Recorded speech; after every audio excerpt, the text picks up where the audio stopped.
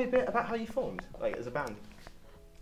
Well, we were at university together, and actually there are 4 of us in the band, but Neil and I have known each other since we were really little. We played violin and cello, and we played in orchestras together in London. And we kind of started the band when we were at university and met Jack, and we were playing some classical music in a quartet at the time, and he kind of heard all the concerts and did recordings of the concerts and started kind of adding his own ideas like bass lines and beats, and we decided to kind of try performing like that, and it went well, and we've never looked back. And how soon do you think would be like too late to get into music? When did you start, and like how did you start? Because I mean, it must be quite different for different members, I guess. Neil was quite young. Yeah, we were. I guess we were all relatively young, weren't we? Yeah, but he was 2. Wow. He couldn't talk, but he could play. I think anything later than 3 is too late. By that point, you're dead. Like, you cast you out onto the garbage heap. I was 7 when I started playing cello. Luke was 14 when he started the drums. Wow. I don't think it's ever too late to start, but obviously the older you get, the harder it is to learn anything, really, because there's all kind of insecurities and stuff that come in that aren't there when you're little, and maybe your brain is more active when you're little, I don't know. Yeah. But with the violin, I think, it sounds so horrible at first when you start playing it. It's kind of easier when you're little and you don't care. Yeah, because I know I used to play guitar and I sound terrible. I still sound terrible, but hopefully I'll get better. We're a TV crew, so we try and film a lot of videos, and we know that your videos are really important to how you do stuff. So how did you get into video making, and have you got any tips for us, I guess? Well, Jack, when he finished, Jack studied architecture, and when he finished his degree, he didn't really know what he was going to do, and I was going to live in Moscow at the time, and he decided he wanted to come with, and found out that there's this incredible film school there that's like the oldest film school in the world, and he enrolled there, and that's kind of how we got into making videos, because he got together with some friends there who loved one of our songs, Mozart's House, and they just made this video in quite like a drunken kind of heat wave time in the summer of 2010. I liked it, so it can't be that bad. But tips, I don't know about tips. It looks like you've got it quite down. You say that, I had no part in this. I was like, oh wow, the camera's appeared. But no, I do have some touch, but still. I was wondering, could you tell us what the symbols that appear everywhere in Clean Bandit videos actually mean? Because it's been troubling me for ages. But. Well, they were originally, it was supposed to be, there was originally 4 string players in the band, because it started with mine and Grace's quartet. And the 4 symbols were shapes that Jack drew to be 4. We would make 4 stringed instruments that looked like that, so there'd be like a massive green cello, green diamond cello, and then all the others as well. But we quickly kicked out those 2 other players, and also didn't ever get around to making the instruments, and it's just kind of become our logo. But you could do it now though. You can make you could go performing with like a diamond, a square, and a circle, and a triangle. Would you do it? Would you go on set with them? Yeah, we could. It would be a good thing to try and do, like integrate the logo more physically. Yeah. Once we wore outfits in the 4 colours. I missed it. I'm so sorry. Yeah. How has it been going on tour generally? Has it been fun? Who's like the most annoying to tour with?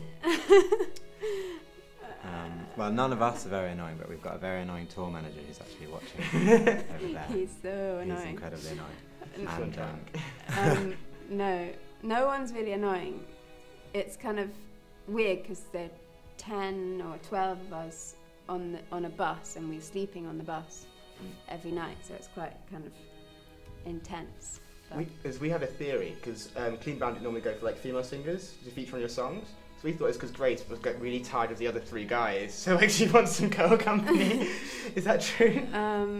No, that wasn't the motivating factor, but it is cool having the girls around.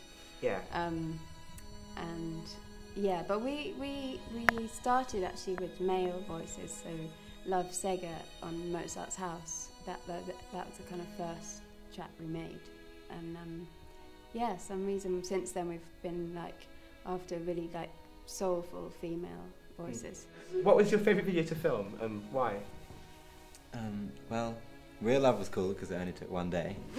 But, yeah, Real Love was easy. Extraordinary, we got to go to Cuba for a week in the middle of the winter here, which Great holiday. was quite nice. Yeah, it was hard work, but we were on a beach, working hard.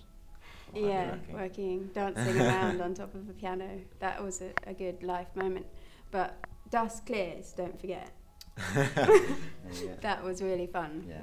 Because we were on this massive frozen lake in Sweden, and the idea came because we found out our friend's dad used to be a figure skater when he was a teenager, and Jack was like, oh, we've got to get him in a video. So we asked him, and he hadn't skated for like 30 years, but he came and did it, and it was just amazing.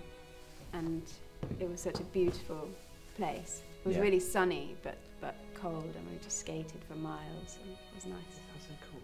As he was dressed up, really quite cool. I think it was like a skating man. It was based on a painting. Does that like philosophical stuff influence your work a lot as musicians? It was actually his. He's a painter. Yeah. And when we took the idea to him, he came back with this. I think it's a Rayburn painting. Yeah. Yeah. And said, and kind of he had that in mind as his inspiration. I actually learned quite a lot from just watching stuff. I heard originally when you were looking for records labels, a lot of them dismissed you as a joke band, and I was like, I don't even get why they do that. So why did it happen? It was actually only one record label. Oh, we can always make it lots. And one man within one record label. And I think it was more lack of research, really. I don't think I'm not convinced he'd even actually listened to our music. He'd just been told we had this one song, Mozart's House. Yeah, and we played it to him in the meeting, and he was just like, oh right, this is a gimmick. And then we just left, and that was it.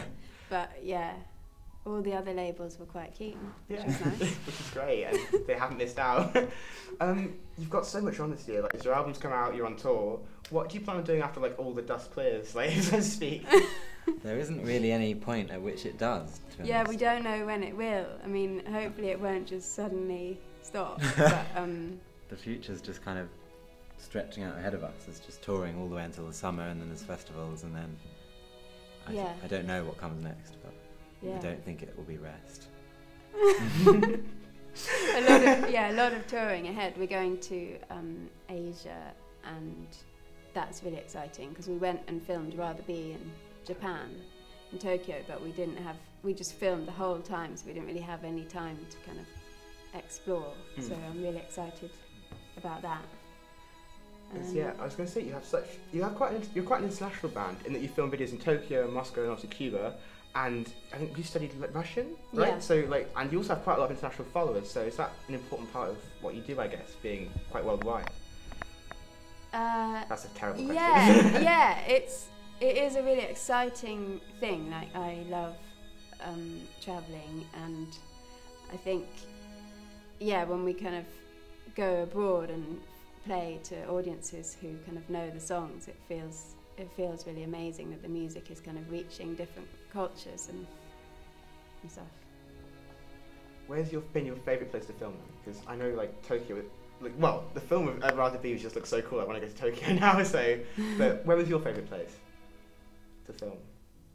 I suppose Dust Clears, just because it was so beautiful. Like the ice was it was like glass, see-through, and we were really in the middle of nowhere. It was just us there, just kind of, and we all got really addicted to skating because it's so kind of like hypnotic, isn't it? Just skating along this really smooth ice. Yeah, and it was just us. We didn't have any kind of film crew there, and it was more like a holiday.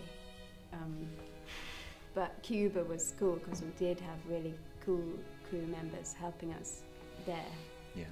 And we wouldn't have been able to do it on our own. Like we tried to put the piano in the sea and didn't realise it would float. We thought it would sink, but then there were like 10 guys kind of helping us with the films today, trying to like hold the piano down and stuff like that, which we could never have done. On that note, could we all come to your next shoot? Could we like be part of it? We would love to if you have space. Oh yeah. But yeah, of course. That would be cool. Thanks. If you could be anywhere, where would you rather be? There's no place I'd rather be. And when was the last time one of you has been to A&E, and where did you go?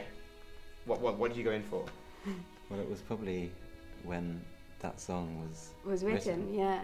Hmm. I had a really bad headache, and I was like panicking and thought I was going to die, and was in A&E kind of queuing up, and Jack was with me and was writing that song in there, and he kept being like, oh, listen to this, and my head was going mad, and it was just a headache in the end. I look like he's like sort of, oh, my girlfriend's really ill. By the way, can you listen to this song?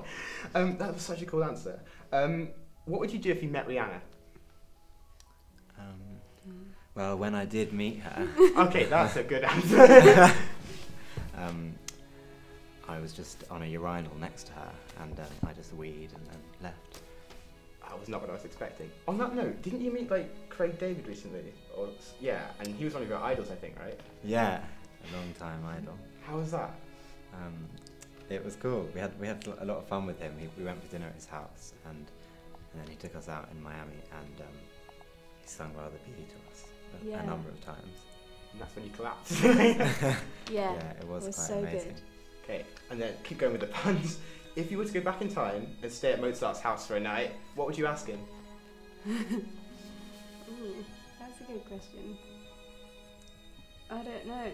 I'd ask him something to tell us just a quick autobiography of his life, because we recently had to appear on Radio 1 program about talented teens, about Mozart, and we just didn't really know anything, or not enough. Mm. So if he could tell us, that would be great.